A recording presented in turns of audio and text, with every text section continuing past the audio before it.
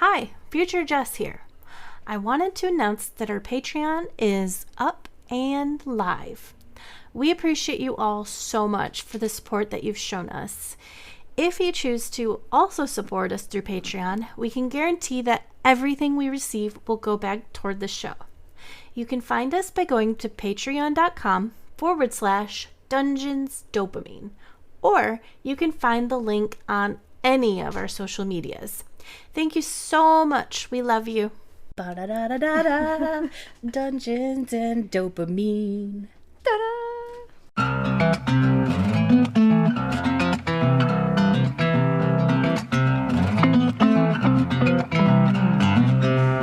Hi, this is Dungeons and Dopamine. I'm Jess. And I'm Bree.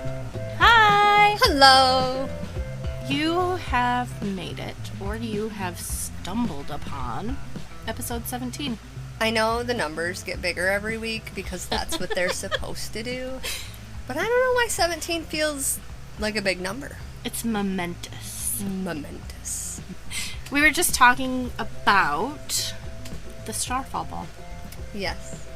The Starfall Ball is something in the Sarah Moss books, the Ekotar series. I don't want to go too deep into it because I don't want to spoiler alert again. Mm-hmm.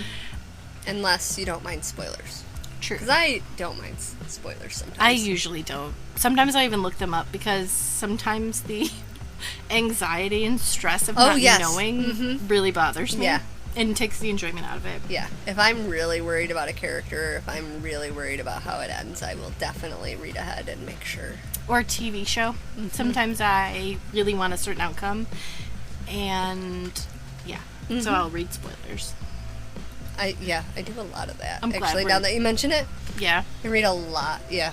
Especially if it's a show that comes out weekly, like it used to when we were children, but now they're doing that again for some reason. Yeah. If they don't just release it all at once, Zach and I both wait until the whole season is out before we watch it, but I definitely read along each week to hear the spoilers. And that's okay, because anxiety and I aren't friends anymore, so... Exactly. And if you can alleviate and actually enjoy something that you want to enjoy but couldn't because of anxiety, that's cool. And it's probably why I can get through shows like Game of Thrones, because I read ahead for the spoilers, so I wasn't so anxious during the shows.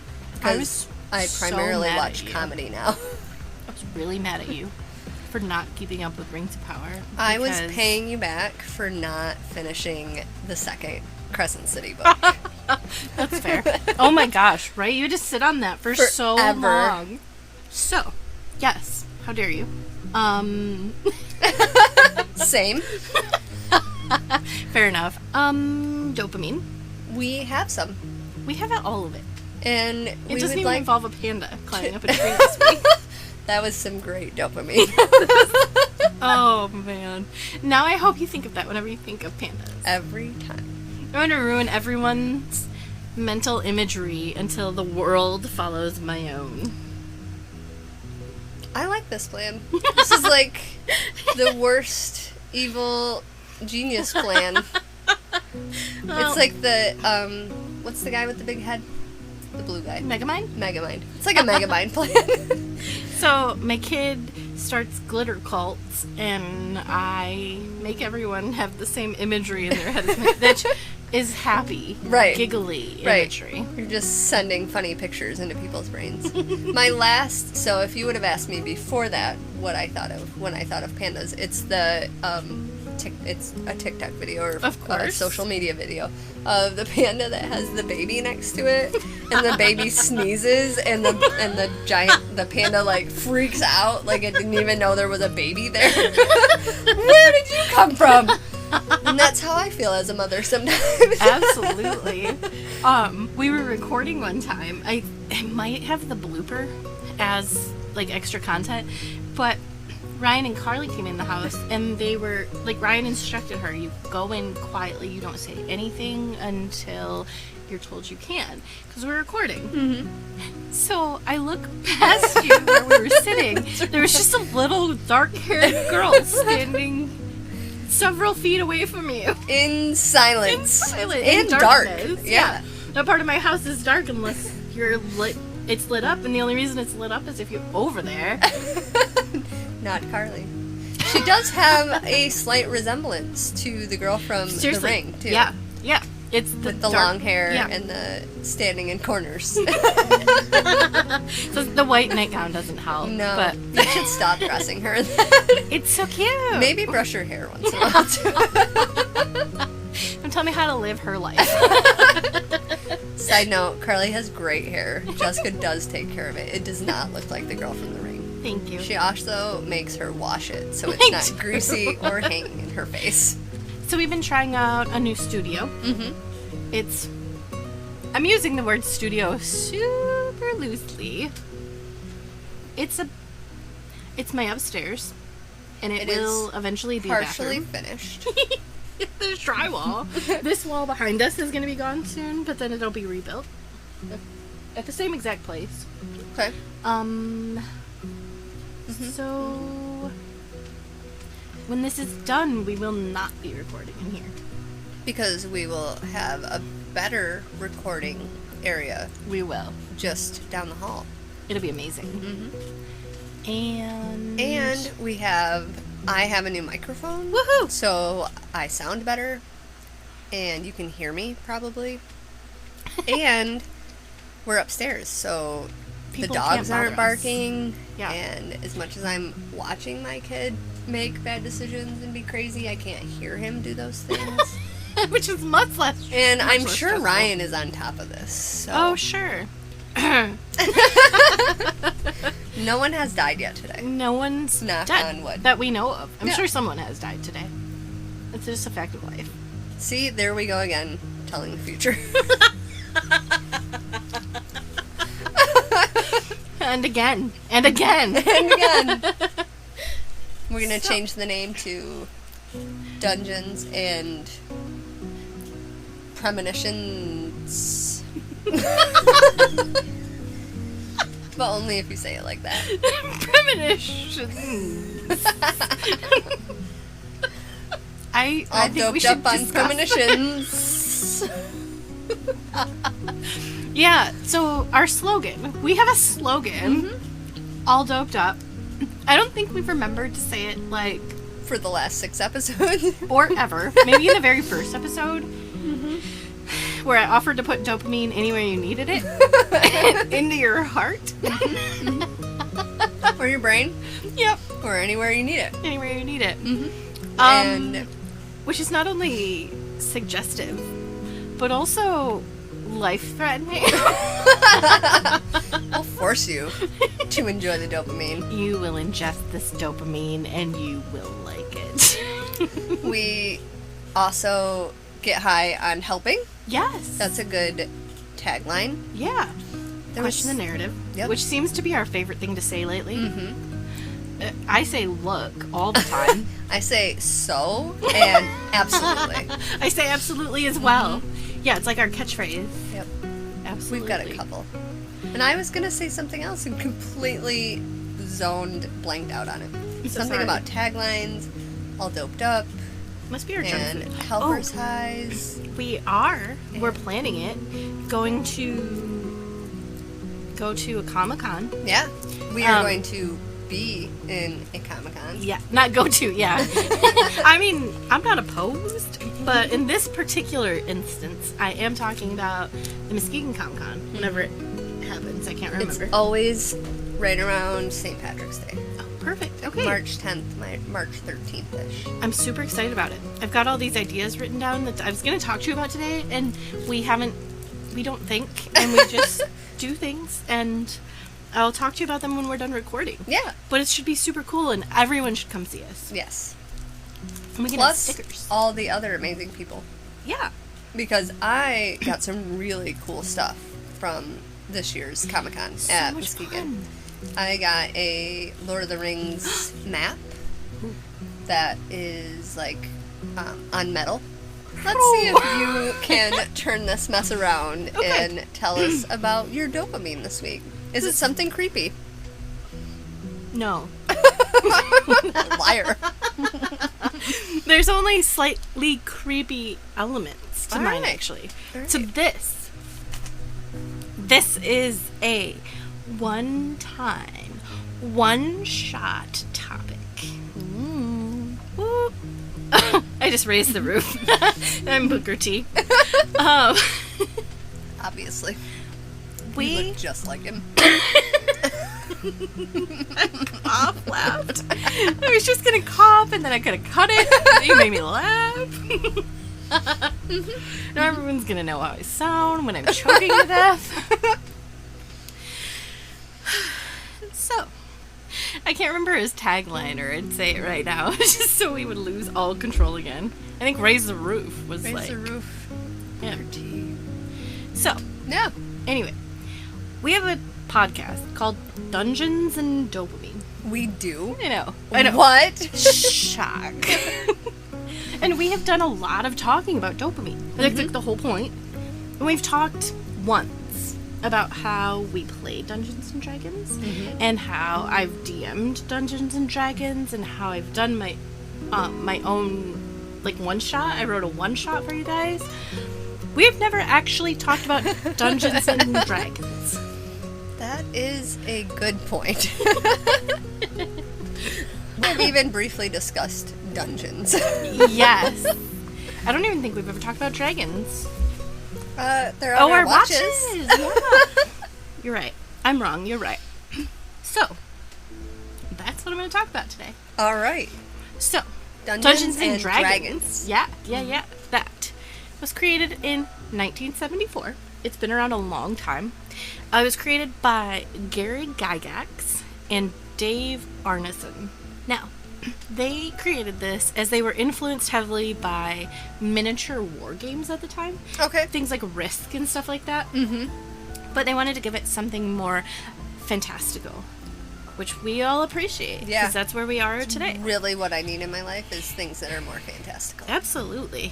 That's what everybody needs. Mm-hmm. So, if you have never played D&D, Dungeons and Dragons, it is a role-playing tabletop game. It can be as simple or as wildly involved as you desire. It is outcome-based, run by a DM or a dungeon master, which is not supposed to sound dirty. Depends on the dungeon. Yeah. Hey, you know. We don't kink shame. We've been through this before. So you use a set of dice that goes from a D4, which means it has 1 through 4 on it, all the way up to a D20, which means it has 1 through 20 on it.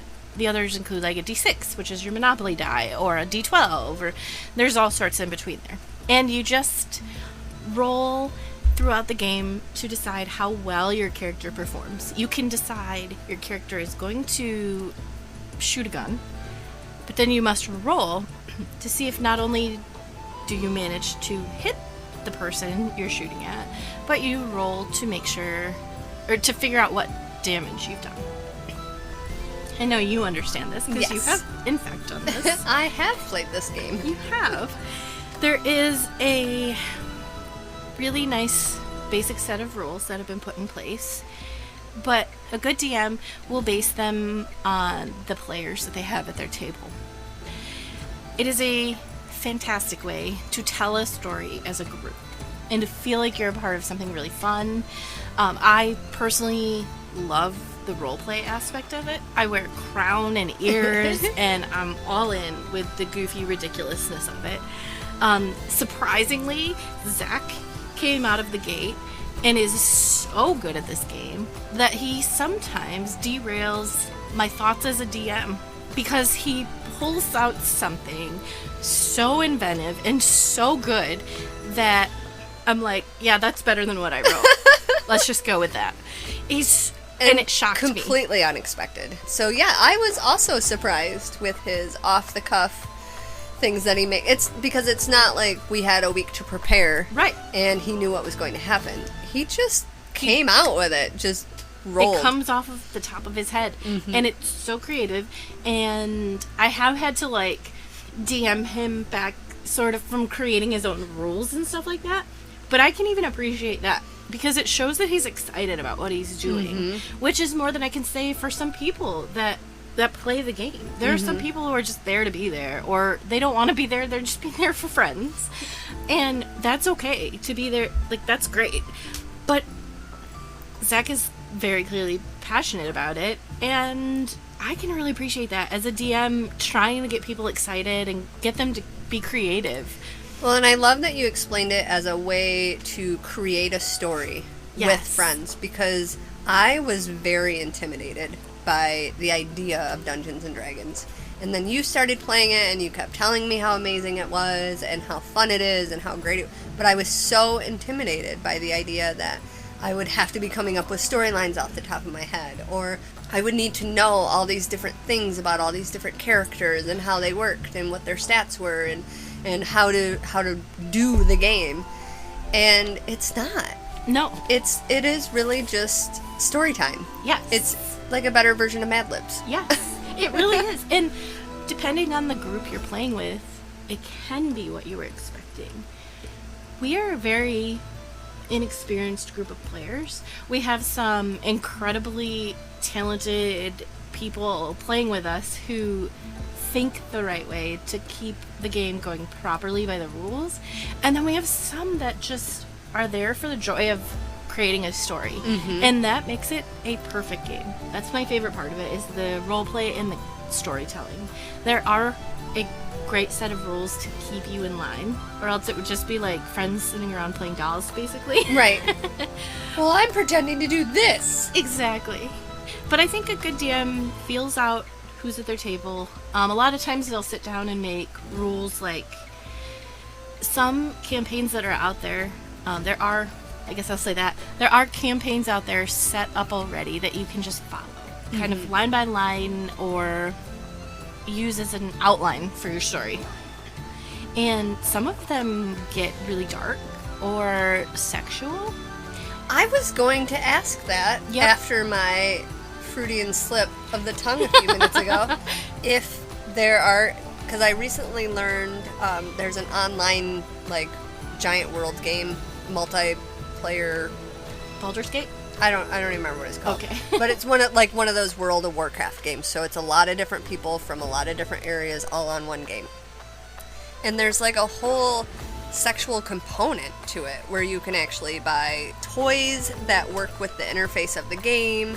And so that it was a Reddit post, and it was like a wife trying to figure out if this counts as cheating, that her husband is going into this game, this like world building game, and using these sexual interfaces with other people. And it's not, in this instance, you're not playing this game with an NPC character.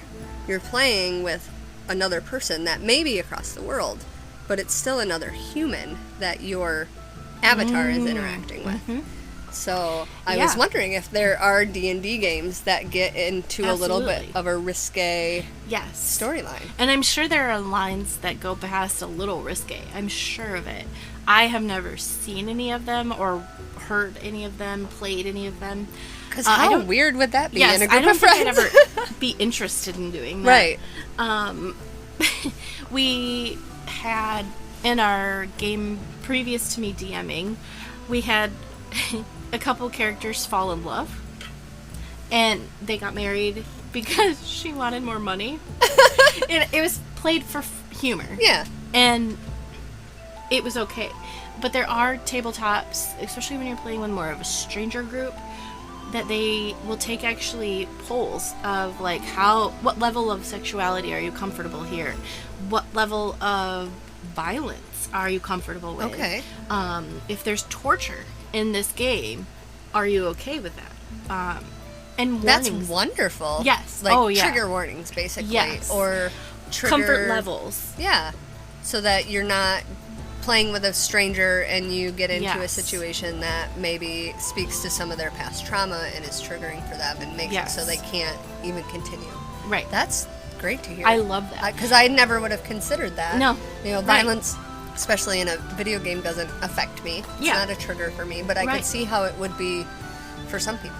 And especially in a game where some people more than others put themselves into their character. And there are some gross, scummy DMs or players who they do that old school. Girls play video games. Or are you a girl? Mm-hmm. Girls don't do nerdy things. They're girls. And so they turn it into something gross. Right. That's disgusting. So that was a rant I didn't mean to take, but Welcome to Dungeons and Dopamine. That's what welcome. we do here. Hope you're feeling dopey. That's a terrible tagline. I like it. Leave you feeling a little dopey. Leave you a little dopey. So, guided by the DM and the general rules, these players will choose a race and a class. Races in this game are not just a color of their skin. It is species even. There are bunny people and cat people and elephant people, as well as elves and fairies and dwarves and barbarians and giants and all of these really great characters with all these tieflings. My apologies. And then your class is, say, like my favorite, Breeze. I don't know if it's favorite, but 100%. A druid. I should have realized. Druids are my favorite. Very nature-based. Mm-hmm. There are Monks, rangers. Ryan has created what we call a homebrew class, and he's actually an Illyrian warrior from the Sarah Moss books. But it's a great, really fun way to play a game with your friends. You can get as involved as you want. My first character had a fire history. She was scared of it because it had wiped out her people. And as we were playing the game, we ended up in a situation where a building was on fire, and we were fighting a lady in the building. It was a lady we hated. She almost killed me. And my character had to roll the dice to decide if I was still surviving in this area. Okay. But I had to roll it with what we call a disadvantage, which meant I had to roll twice and then take the lower number, because my character was so scared that she wasn't thinking straight. So I had to accept that lower number, which is great DM. Mm-hmm. That's a sign of a really good DM. But, so you do all this, and you can go as far in or as totally removed as you want, and join once a month if you want to. It's the beauty of the game, and it's up to your group and your DM. Some people are really serious about it, some people less so. There have been 5 different variations of D&D since it was created in the 70s, and we are currently on 5e. It's just the version of it, from what I've heard, the fighting and things like that were much more complicated back in the earlier versions.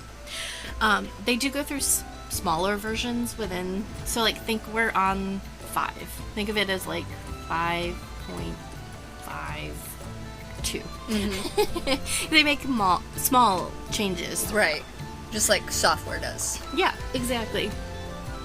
So, in 2004, D&D was the best known and best-selling role-playing game in the United States. There were 20 million estimated people either having played or currently playing the game, which is so great. That is so big. And they've sold more than $1 billion worth of equipment and books and paraphernalia for the game. Mm-hmm. And I could see why. I could spend $1 billion. Right? The introduction of 5e, which is, like I said, what we're on now, increased the sales of the game 41%. In 2018, it went up 52 more percent.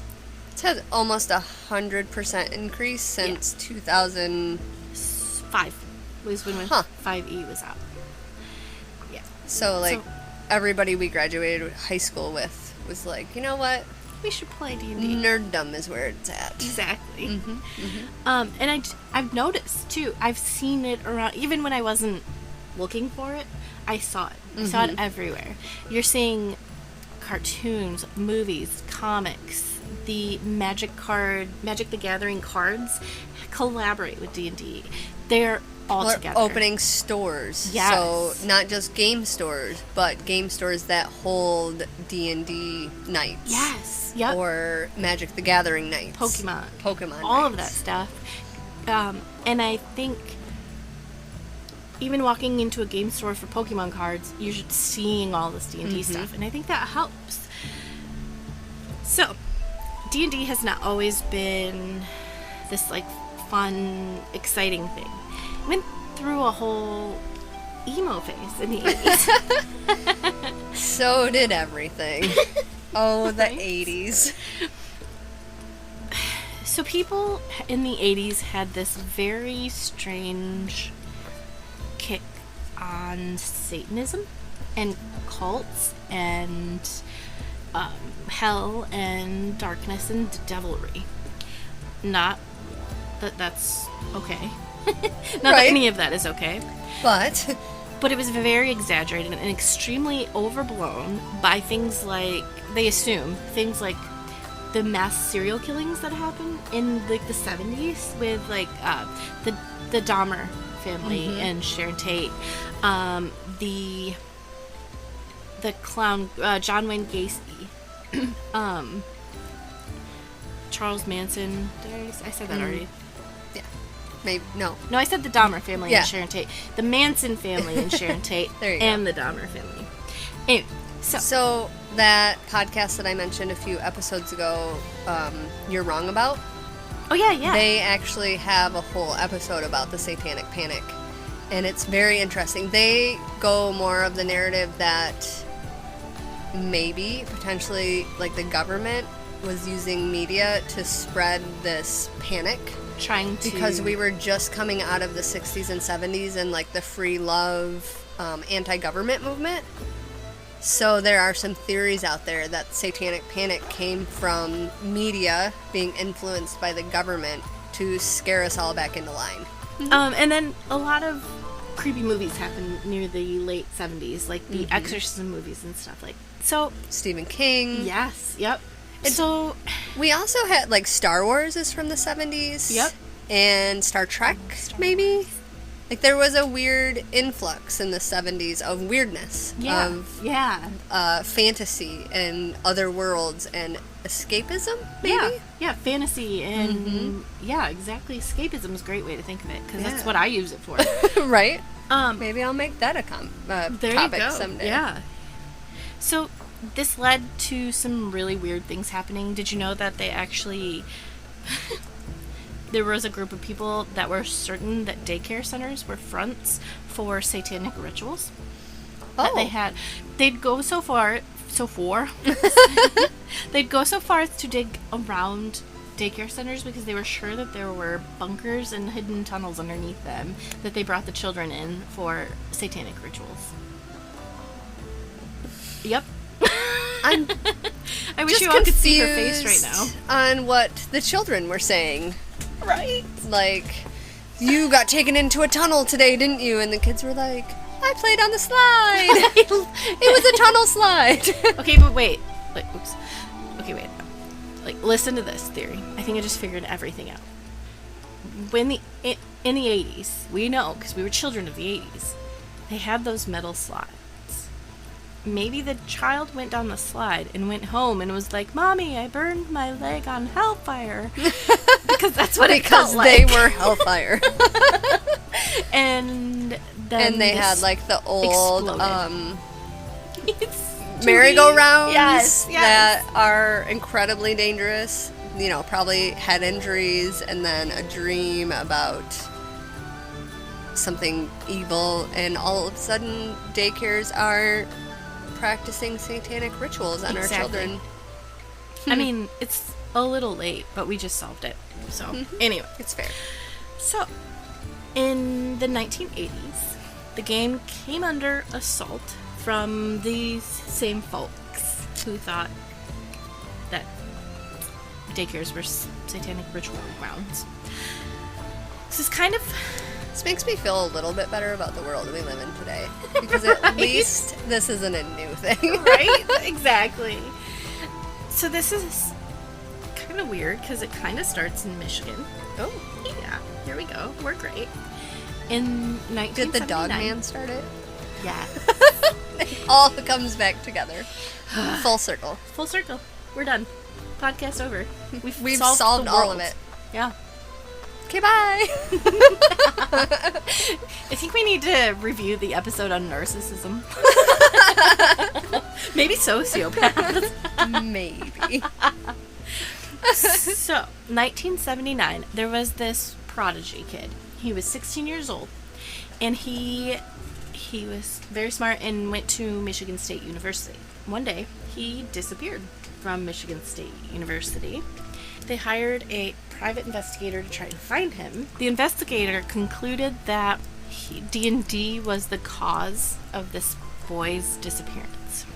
In reality, he suffered from drug addiction and depression and a list of things that a kid who was 16 in the 80s and too smart for his own good. Yeah. Really. In college already. Yeah. I mean, I want to see the logic that investigator came up with that would point towards D&D being the cause of it. Right. Like, did he watch too much of the, daycares being Satan centers? right. Did he roll a nat 20 and... In perception? Right. No, he rolled a nat 1, and this was the punishment. I mean, you can't do that. No. So, he would have these episodes where he would self-harm. And one day, they assume he went down into, a steam tunnel? And he hurt himself and somehow ended up deceased in that tunnel. Now, this is called the Steam Tunnel Incident. It's apparently very popular, and they've even written stories and stuff about it. Like, it happens often, or they talk about this one specific kid? This specific incident. Okay. So, this one kid, basically. I'm a liar. He did not die in the steam tunnel. Okay. I'm so sorry. He lived through that incident. They found him there. He died 1 year later, shooting himself in the head. Oh, well. So, which was caused by D&D. Obviously. That's what it makes me want to do. It doesn't, get me out of the house and hang out with friends. And your kid happy and Yeah. satisfied and good food, usually. Yeah. Nope. Spending time with friends so hard. Hate it. Horrible. Hate it. Now, this continued on, the cycle of these rumors happening. In 1982, a student died after shooting himself in the chest. There was an article in the Washington Post at the time that said how this kid had a lot of trouble fitting in. His mother attributed the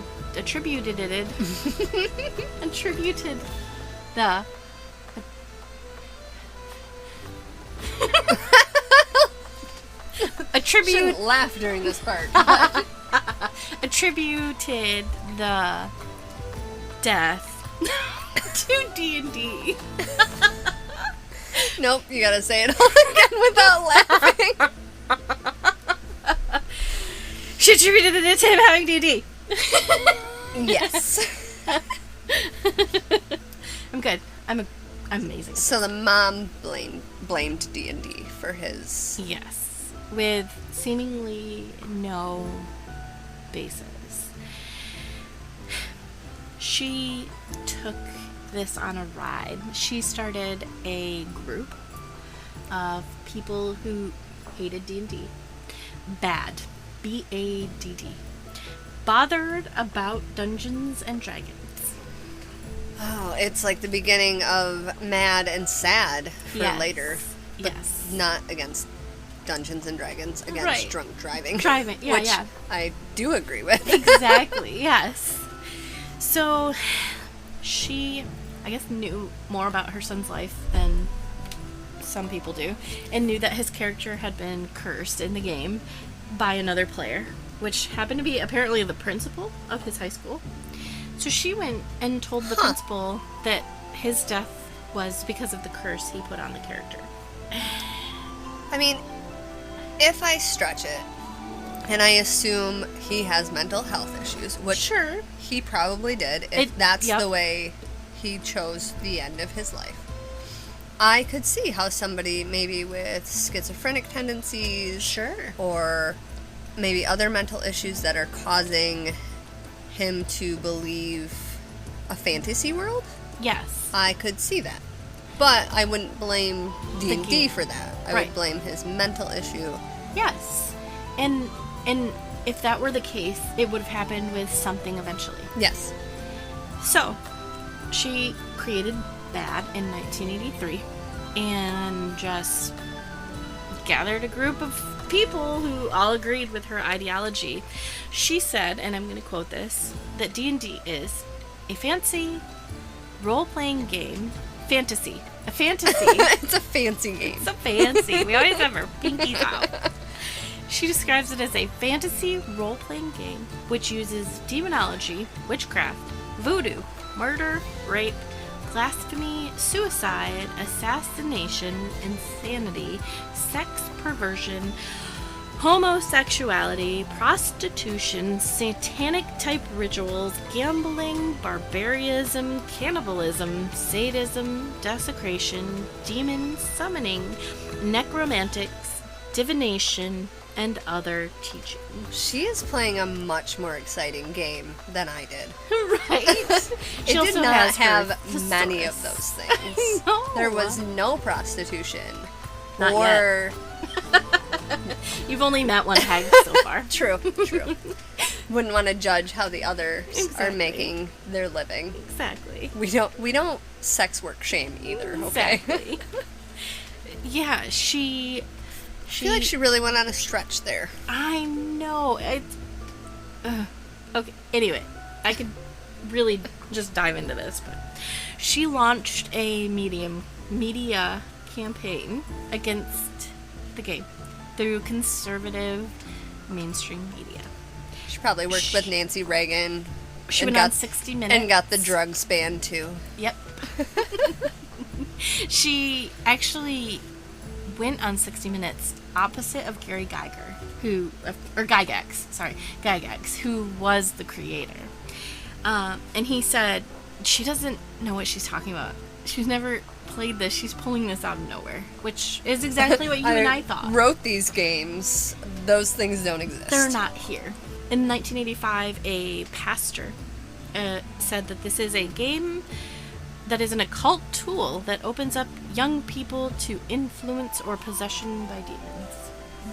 But the Ouija board is Exactly. totally cool, guys. Exactly. It's Let's fine. sell that in stores. Just make sure you push goodbye when you're done with it. So they took this and ran with it, and then the UK picked it up. And it was becoming this worldwide phenomena that this game is so bad. Whatever they were trying to avoid, they were doing a great job of it. Because, like you said, the media coverage, I mean, they were just slamming this to bits. But one of the guys I found, he was a veteran player. He happened to also be a Christian man. And was like, I don't know what I'm supposed to do. I can't tell anybody at my church that I play this game, and I can't tell any of my friends that I play with that I'm a Christian. Because they want to rip each other apart. Mm-hmm. Which I just thought was an interesting...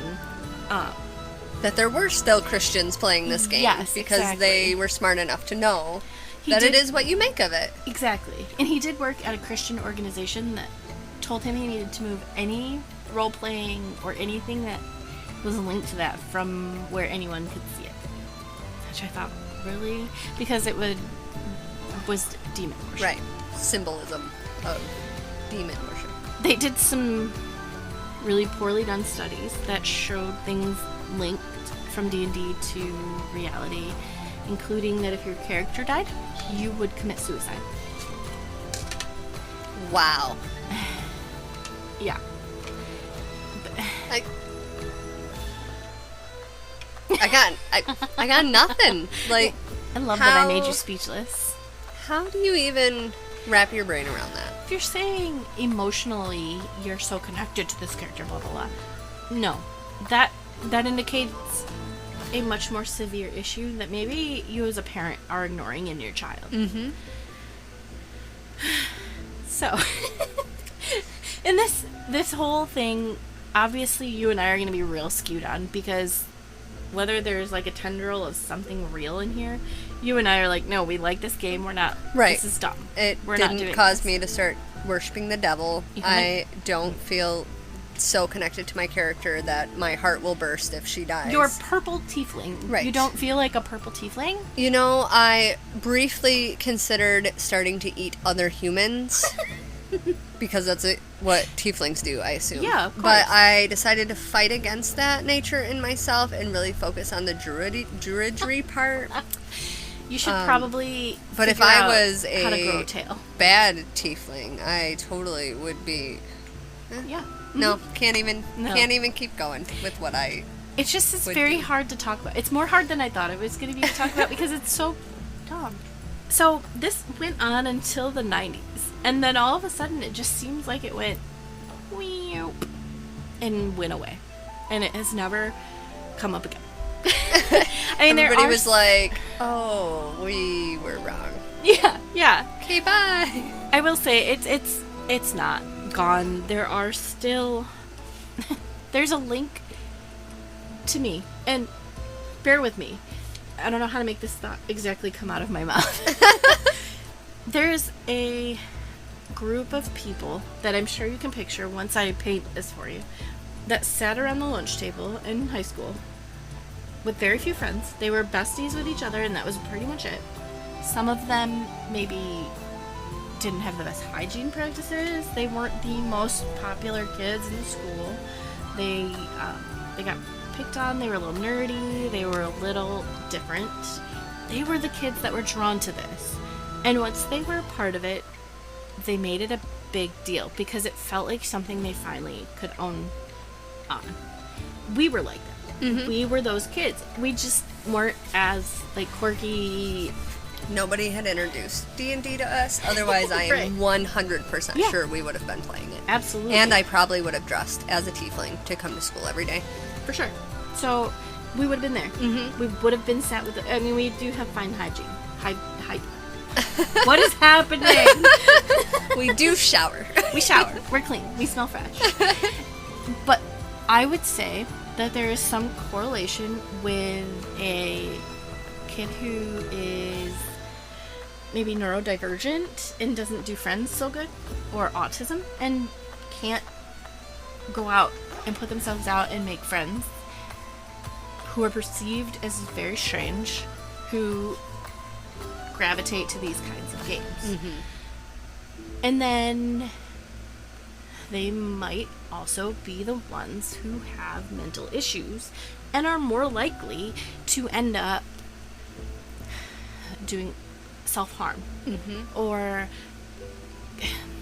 believing in the game so much that they become a part of it and that they can't separate those realities. But that would happen no matter what it was. Right. Sarah J. Maas books. Yeah. The Avatar movie, when it came out, not the Last Airbender, but the Blue People Avatar movie. Mm-hmm. People got depressed after that movie because they were sure they would never see something that beautiful in real life. They wanted so badly to live in the world of Pandora that they got depressed and had to be treated because they couldn't. It was a very pretty movie. It was absolutely beautiful. I can't wait to go to Disney and see it. Right. They have that now at Animal Kingdom. So, and I'm not putting those kids down. Like I said, you and I were one of them. Well, Ryan was one of them. And we're also of the generation where in the late 90s, early 2000s, those same type of people became pegged as Columbine type people. Yes. Because the Columbine people wore trench coats and dark colors, and they were outsiders. And that really did stigmatize people like Jessica and I and the people we were friends with in those school years. And to be honest, some people leaned into that. Because when you've spent so long, 80s culture really glorified, like, think of the Revenge of the Nerds movies and stuff. Mm-hmm. Think of Breakfast Club, which is truly one of my favorite movies. But it really glorified those cliques. Mm-hmm. And the separation. Yes. And being mean to people. And being preppy, quote unquote. Mm-hmm. You were popular and you picked on those other kids. Like you said, being mean to people.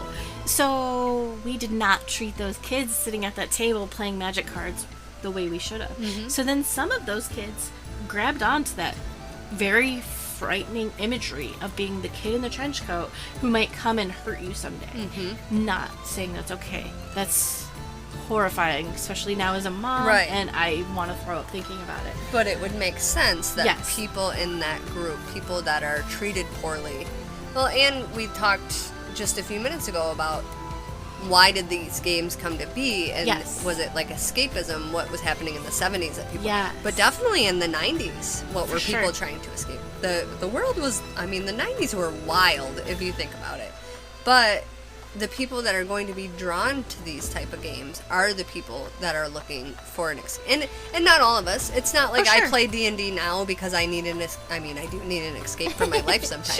Sure. But it's not something I'm like focusing on and needing. But if you were a child with a bad family home and, you know, you didn't have a safe space and you met a friend who introduced you to this game that you could create any world you needed. And you could create your own place to go and be in a character that could be something you weren't able to be. You know, they could be confident. They could be a ladies' man. They could be very smart. And They could save the day. They could. You could be something different than the expected. You could paint your school bully as the big evil bad guy, and you could go beat the crap out of him. Mm-hmm. And those kids with trauma pasts or with neurospicy brains, I love that phrase, to be honest with you, those are the kids who were drawn to the game and who might later on experience difficult time disconnected. Mm-hmm. And have trauma responses to life. Yes. So they're going to make bad decisions. They are going to possibly self-harm and Yes. and make decisions that aren't good for anybody. But that, like you said, they could have been that no matter what. If it Yes. wasn't Dungeons and Dragons, it would have been Magic the Gathering or Pokemon. or professional wrestling or something that they latched onto that made them feel like they belonged, that maybe I'm sure helped some people to have that for connection sure. and to have that group. But for some people, you can't save everybody. There's going to be mental illness. There are going to be struggles that we just don't understand. Yep. And I think that it's unfortunate that the game suffered because that happened, but I do love that thankfully the stigma seems to have cleared up. I mean, now if you look up D&D, the first thing to come up is a movie starring Chris Pine. Mm-hmm. He's a very pretty dude. He's not a nerd. Well, he might be a nerd. Right. Or you think of like Henry Cavill, who we all know I appreciate. He plays Warhammer, which is essentially a version of D&D. And that's great. Well, It's and amazing. so when I started getting into D&D with you and mentioned it to some of my friends that have teenage children, their teenage children were already had a D&D group set up and they were playing every Sunday with their friends. And I was Yes. like, teenagers are doing what these days? And she was like, yeah, they go every week. Like, they love it. And it is. It's so great. And they're not the kids we were. They're No. not the nerdy kids that read books and hide in the library. They are in sports. They are relatively well liked. They are in good schools and lots of homes. like extracurricular stuff and supportive family. They're not depressed or wearing all black and, you know, spikes or whatever we were wearing back those days. I Lots never of wore rubber all black, bands. but I think I did a few times. But anyway. but they're just, it's a normal teenage game now. Yes, and I love that. I love that it doesn't have to have a stigma. I love that there's so many, there's things out there now like Critical Role. And, okay, so I wrote a couple fun facts down, and I want to get to those before Yes. we run out of time. So, there are hundreds of movies and games out there now. Comics, cartoons, everything. There are some insanely, maybe I just want to do this to plug these, insanely popular people out there playing. We've got Critical Role, Dimension 20. Two of my favorites are Dice Cream Sandwich. That's amazing. He's fabulous. And then my very favorite is Rob Hartley. and the Viva the Dirtly guys. I literally started playing because of them. They inspired me to play. I kind of learned how to play from them, which was actually very disadvantageous because they're horrible at it. But I did play through my own campaign, or a friend's campaign, as a player, and then I decided I wanted to DM, and I wrote a one-shot that we played through. It was very, very basic, but it needed to be perfect for you guys for to us. learn. Yep. And then we've been playing through The Wild Beyond the Witchlight, which has been so much fun. Yes. It's daunting to think of getting back into it because there's so much going on. Right. But I miss it. I do too. I miss playing, and I'm excited to get back into it and play all these new rules. And we've learned a lot of how we want to play and who we want to look to sort of like guide our teams and stuff like that. Zach would be a great leader. He has to be reined in. But he's great. Welcome to my life. Exactly. So I just thought it was fun. I guess the whole point of my topic was to talk a little on the history of D&D. I needed to bring D&D up. It's a big deal in our lives. Point. We have not talked nearly enough about it. No. And it took us 17 episodes before we talked about Dungeons and Dragons. But I did, it's not super creepy because, we don't really believe that it was dipped in demons. But I mean, if it was, these were really fun demons that are coming up with these things, and I'm just not sure about the demon narrative if they're the ones coming up with games like this. One of my favorite things that I learned, and I did know this already, but the longest campaign that has been played is still going.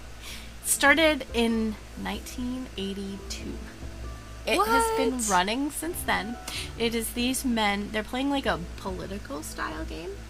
There's no res, so if their character dies, their character is dead. They've gone through, I can't remember the stats. It was like 120 characters, and individual characters. And they have never missed more than a few weeks at a time. In 40 years. I can't imagine having a life where I can commit like that. I know. And then all the all the rule changes and stuff. Yeah. And is it the same core group of people, or they had to keep adding people as people died? You get to come back with a new character if you die? If you die, you come back with a new character. Okay. So, I don't know. It's really interesting. I'd love These people to be get old and they're, training their kids to play because someday they're going to die and they're going to have to keep this game going. Can you imagine all their notes about their game? Oh, it's crazy. Write a whole book just based on all the adventures. I thought of a book just based on my last campaign that I would love to write. It'd be so fun. There are books. One of my most favorite characters is a drow elf, which is a dark elf named Drist, who goes on these super amazing adventures. R.A. Salvatore wrote it in the 80s, and he's one of the most popular characters in all of D&D. That's you awesome. See him a lot. And I've heard that name before. I have a crush on him. Maybe that's why I've heard the name before. He's tall, slim, and has long hair. And he has a You pet do panther. have a type. Absolutely. So anyway, I went on a really long time. Plus our intro was wildly long. That's okay, because my topic is pretty short and easy. All right. We don't even really have to transition here. And now for something completely different. I'm talking about plants again. And honestly, it's because I feel like D&D. I have not talked about plants in a while. And I feel like the beginning of our podcast, we focused a lot on houseplants. And then I was like, here's 2 things about plants. And then I'm never going to talk about them again. Not me. And Not me. I didn't kill No. anything. But we need to go over some plant tips to help Jessica when I bring her a new baby spider plant. So Aragog met his unfortunate end by way of my cat. Which is not uncommon. That is a very common way for especially spider plants to die. That's so weird. So talking about plants, a big thing, I went over ADHD and houseplants. I talked about the houseplant fad and how COVID got us all into houseplants and how that might actually have some negative effects. This episode, I just wanted to talk about making it easy to have plants. Ooh, perfect. Because I feel like I do get a lot of questions or a lot of surprise that I am so successful with the plants I have. And there are two things about that. One, I kill just as many plants as I keep alive sometimes. And two, I have some very specific things that I do and follow in order to have 50 plus plants and not be devastated every time something dies. I mean, I do give them names sometimes, so.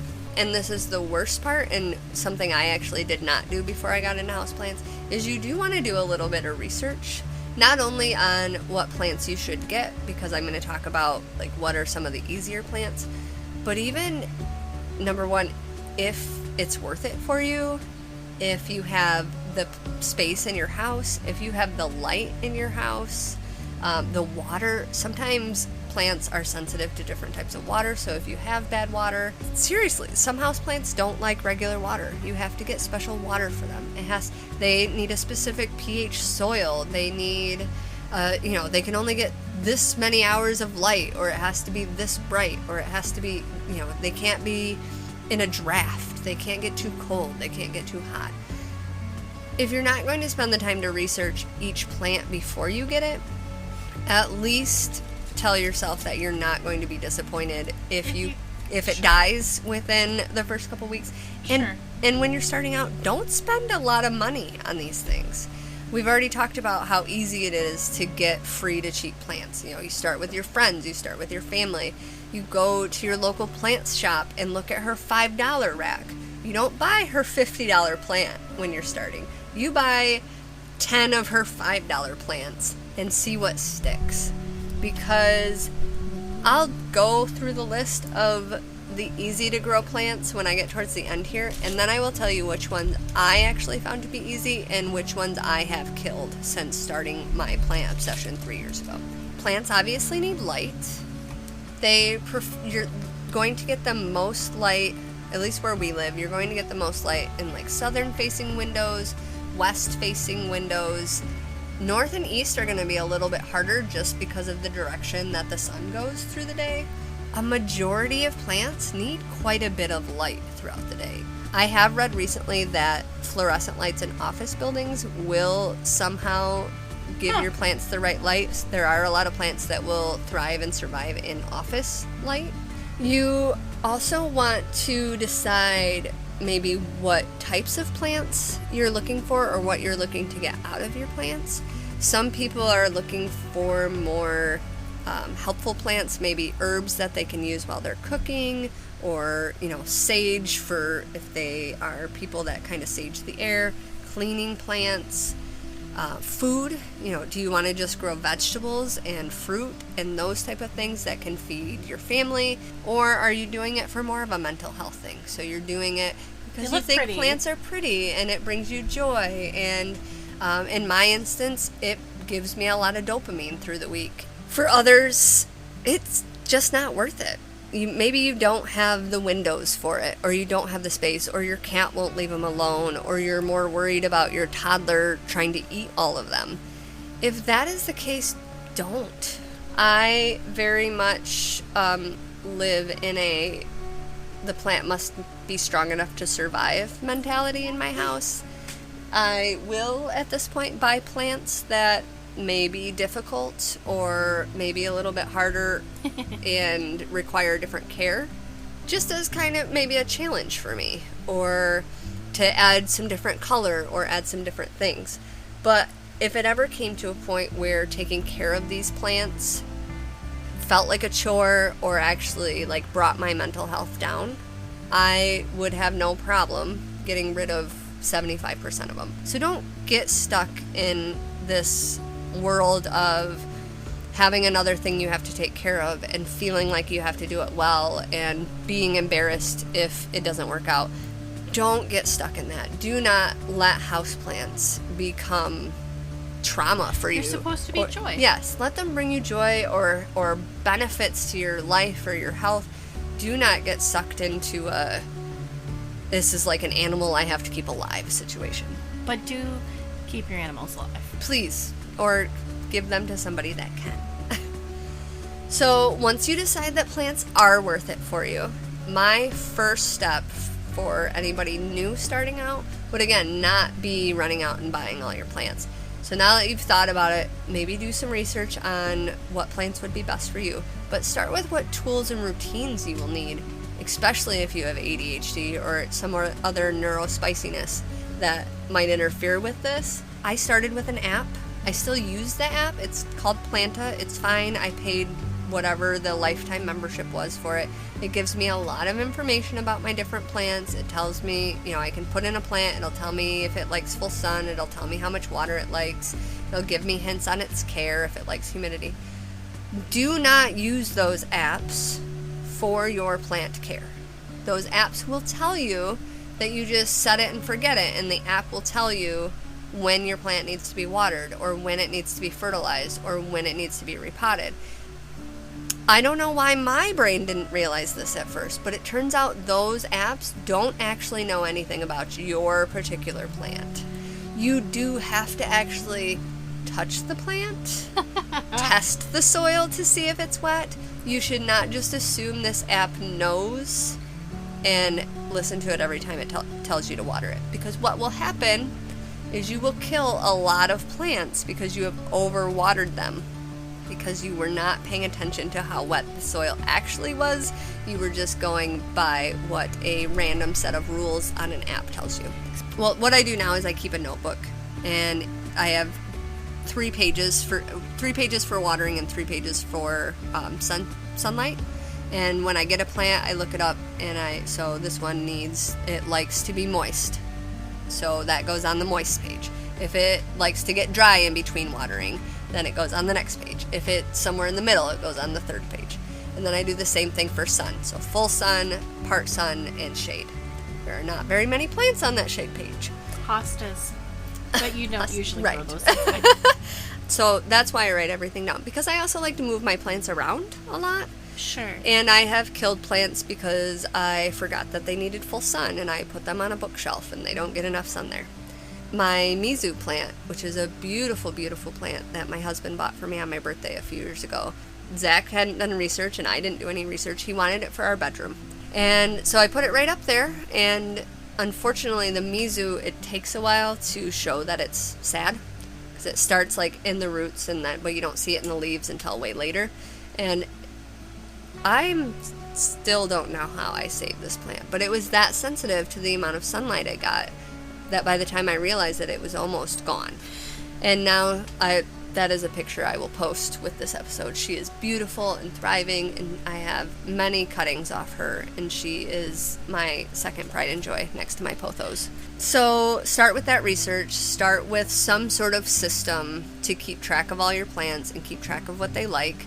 Put it if you're going to fertilize your plants every 6 months, put it in your calendar that you fertilized your plants on this day. Research what type of fertilizer you want. There's a lot of different options, whether you want to be more like Miracle-Gro style or more natural. The one thing I will warn you against with Miracle-Gro soil, so I lost a majority of my plants a couple years ago, or nearly lost, and it was because I went through the issue with the app where I turned out I was overwatering everything. And then while searching for a solution to that, one of my ADHD groups recommended this Miracle-Gro moisture control soil. And the idea of it is it's supposed to be magical in that it either holds water if you're not watering enough, or it will act as like an aeration soil. Yeah, it'll get rid of the water if it needs to. What it did for my plants is it got around their roots, and it turned into a mud, and it just held on, and it basically suffocated all the roots of many of my plants. Holy cow. I nearly lost my spider at that point. I lost 2 flamingo plants, anthuriums. I was able to save just barely tiny little cuttings off them. My peace lilies, everything. So what I have now is this weird mix of very good soil that I bought from my local plant shop that I mix with a couple other things depending on the type of plant and if it needs more drainable soil or not. Oh, and I did a lot of research about growing plants in water by itself. Yeah. So there are plants that actually are very successful if you grow them just in water. I found my peace lily. That's the only way I was able to save her after I lost most of her, is I was able to save one little root ball that hadn't rotted itself away, and I put it in a vase of water, and it is gorgeous now. My flamingo plants, the only way I saved them was throwing them in water, and just, tiny little cuttings, and they grew from nothing. So start with your research. Give yourself permission to fail. Give yourself permission to understand that some of these plants will not survive no matter what you do, unless you are suddenly very good at all kinds of crazy science stuff that I'm not good at. And finishing up, the different types of plants that really people consider to be the easiest, starting with the 2 I gave you. So a snake plant and a spider plant are probably the easiest. The snake plants, because you pretty much can't kill them. You can overwater them. You can overlove them. But those snake plants are one of the only plants that actually will live in shade. They don't need a lot of light. They won't live well. They will get very skinny instead of like the thick or the wide, thin leaves. They'll get very skinny, curled in leaves that they grow. That's what my baby looks like. Do I need to move him to more sun? You don't have to, but you could. I have one plant. I have one snake plant at home that is literally, 3 feet tall at this point and very skinny. That one kind of lives in a shadier north window. But I just moved one of those babies into like one of my west facing windows, and they're the same plant. They came from each other, and it is a completely different looking leaf just because it's getting so much sunlight. Oh, wow. It's also growing a lot faster and putting out more babies living in the sunlight, whereas the one that lives in the shade just keeps getting taller and taller and skinnier. So, which is interesting to me because they are literally the same plant. That like is they're wild. clones of each other, but they grow differently depending on where you put them. So, and those are good. So that's a good apartment plant. That's a good plant that doesn't need a lot of care. So if you're very busy, you literally only have to water those like once a month. Maybe a little bit more if you don't have air conditioning and it gets hot in your house during the summer. And maybe a little less in the winter when you have, when everything's closed up. Unless it's sitting over a heat vent. But some people will go 6 to 8 weeks without watering. Wow. They'll just forget about them. Anytime you see a plant group and somebody pops on and is like, "What's wrong with my snake plant?" Everybody's like, "Oh, honey, just ignore her. Like, you must have paid too much attention to her. Just ignore her for 6 weeks and she'll be fine." And that has been my experience. I can ignore them, I can forget about them, and they never die. Except for the one that I nearly drowned or rotted away with the Miracle Grow soil. The other one is called a ZZ plant. This is the only other plant I found that can live in low light. Again, it does not thrive. It gets very leggy, so you get lots of length without a lot of leaves, is what I mean when I say leggy, like your cactus that tried to run away.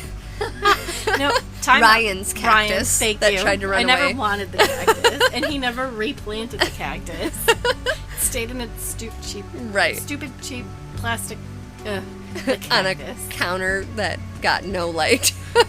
It's the only plant the cat couldn't eat because she got jabbed. Right. ZZ plants, I think they're super cool. They've got tiny little leaves. They grow out really tall. They grow okay in low light. They grow better in more light. They also are ones that if it's even a little bit above dry, I just leave it. I don't water it at all until it's like dry. Then after that, I think these lists get crazy. Well, no, I will say my pothos is a good beginner plant and is one I would recommend if it's already started. Okay. I have not figured out how to very successfully propagate a pothos. But if you can get a pothos going, my golden pothos is my actual pride and joy plant. I got it at Aldi. Okay, Sometime, sure. I think during COVID maybe. And it's kind of viney. It started out in a planter and it was viney. Now it sits at one corner of my window, and windows.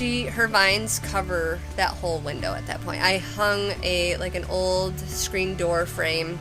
It's just a wooden frame, and it looks like windows. And she has 4 or 5 vines that come off her and are strung through this window frame, door frame thing, across my whole window, back. And she's not only does she put out new leaves on every single vine every single week, but now I've started to actually propagate. Something I had to learn with my pothos, and am still learning, is they actually thrive better if you do chop them a little, chop and prop. That's what they call it. So you do actually want to chop the end of the vine at some point and take those cuttings and try to propagate them and grow new plants. Because when you do that, they put out new vines elsewhere. So if you cut the end of one vine, it'll start vining out a different way. So I went from 4 okay looking vines on this plant, and I cut them all recently, a couple months ago. Now, not only do all 4 of those vines have new vines coming off them, but some of the vines started vining out in places closer to the plant. So a vine that's just been one vine for 3 years now has another vine shooting off the side of it. And I have 4 more vines coming out from the soil, from the pot. Wow. So she is very happy right now. For me, the pothos has been super easy, a good beginner plant. And now you've brought her to mid-level. Yes. She's at mid-tier now. Oh yeah. So believe it or not, there are multiple ways to water your plants. I've seen on TikTok, it's very fascinating. They do the sped up camera trick where they set the plant into a clear bowl or something that's full of water, and they say, "Oh, she was so thirsty today," and it sucks up a bunch of water. Yes. And that I have found, for me, they call that bottom watering. Okay. And I have found that to be the best way for me to water a lot of my plants. I take time every Friday to take care of my plants. And I have a tub that I sit out for them, and I fill it with water, and I test, I check with my moisture meter, and then whoever is movable, because once they get so big they're not movable, bottom watering gets a little harder. I move them into a tub, and they spend some time sitting on my kitchen table in this plastic tub and getting watered that way. It's much harder to overwater if you're doing it that way, unless you literally leave them sitting there for days and they don't soak up all the water, because they will stop drinking eventually. They'll stop soaking up the water and get rid of what they don't need. If obviously the bigger ones, you probably have to do a normal watering with. You pour it over. If you have a super big one that maybe you're afraid of overwatering, if you get a tray that you can keep underneath it at all times, you can still pour the water into that tray that it sits in. Have you ever had any experience with the pots that water automatically? Yes. Oh, okay. I have a few. You have to be careful not to put a plant that doesn't like moisture in there. And you still have to be careful. My biggest problem, I almost killed a cactus this way, because I have a really cute cactus, and it's actually a planter that Zach 3D printed for me. Oh, cool. And it fits inside a coffee cup, and it has a little hole so you can pour the water into the coffee cup, and then the plant will drink it from the bottom. If you're not careful with those and you leave the water in there and you don't check on the plant to make sure that they've gotten their drink and they're not just sitting there, that water will sit and it can kill your plant because it's just sitting in water for days.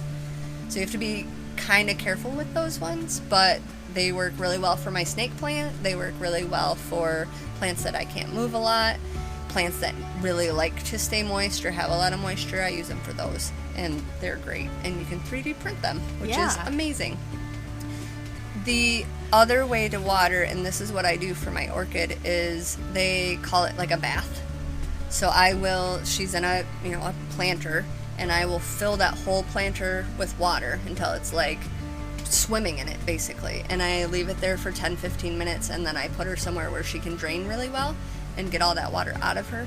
And I do that maybe once every week, once every couple weeks, depending on what she looks like. And that has been the best way for my orchid that I've found so far. I've also recently discovered clear nursery pots. Oh, yes. So you can actually see the roots and see what's going on in the soil versus all the like green and black nursery pots. So I put most of my smaller plants in a clear plastic nursery pot, and then I set that in like a decorative ceramic pot.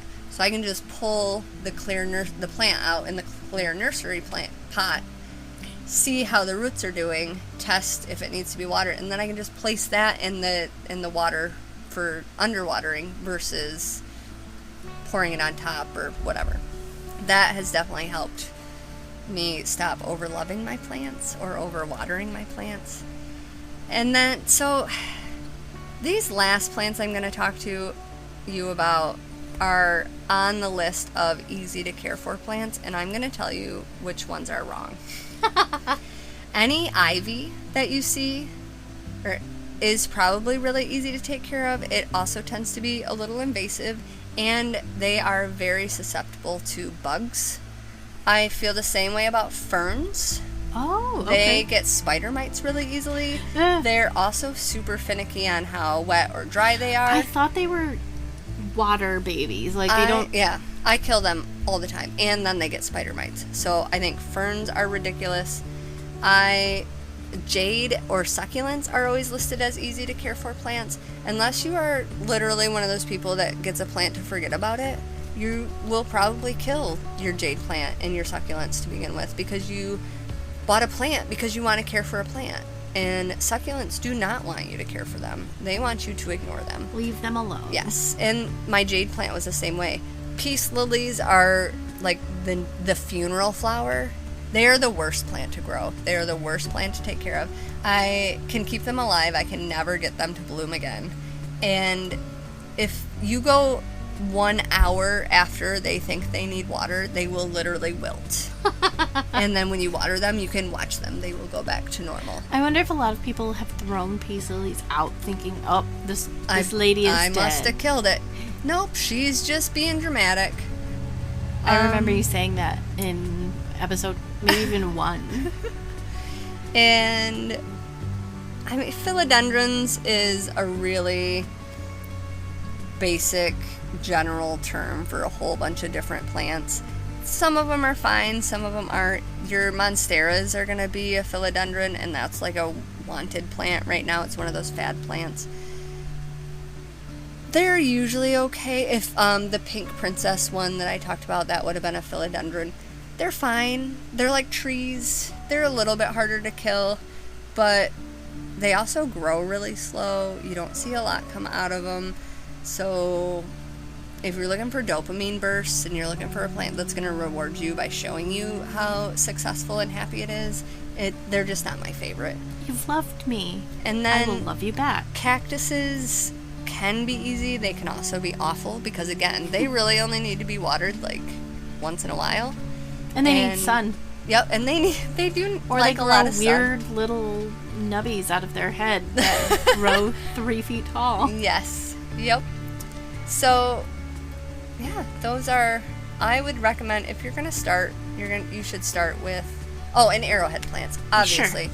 They must be the easiest thing ever because I have 30 of them right now. So, start with those, and those ones. It's really easy to get propagations off those. They're pushing out babies all the time. So that's my beginner's info for becoming a plant hoarder. I love it. Mm-hmm. I'm not sure I'll ever be able to be a plant hoarder, but maybe I'll try. You can come visit Orchids. I desperately want to come organize yours. Yes. Organize them. Organize. File them. Yes. So we're going to keep Snape and new Aragog inside and happy and healthy and away from the cat. I want to maybe find like a bird cage or something to put Snape in because I think that'd look cool. So yeah, I love that. Yeah. Your plants always make me happy because they make you so happy. Yes. So I think it's a win. It is. The end. Okay, bye. We're both so tired. That's, yeah. We've been snacking all this whole time. Hopefully you haven't heard us. Or you'll love us anyway. Yeah. There was an episode recently, I think our last episode, where I had to get up in the middle and catch a stink bug in a jar and remove it. We got to watch the kids Yeah. do somersaults on a bounce house. Oh my gosh. And Apparently my kid broke herself. yeah, She she bent her recovered tummy. really well though. Yeah. Yeah. I'm glad you were also confused by what that meant. Yeah. Yeah. I don't know. I'm still trying to figure it out. But she's fine now. Yeah, so she we're went good. right back out there. So, yeah, this was the Dungeons and Dopamine podcast. You can listen to us anywhere you stream podcasts, as well as on YouTube. We request that you subscribe wherever you're listening. Like and subscribe. Yeah. You can also find us on Facebook, TikTok, Twitter, Instagram, even Reddit. You can reach out to us via any of those social medias, as well as dungeonsdopamine@yahoo.com. And Dungeons and Dopamine is edited and published by Argyle Pigeon Productions. Thank you. We love you. Bye. Bye-bye.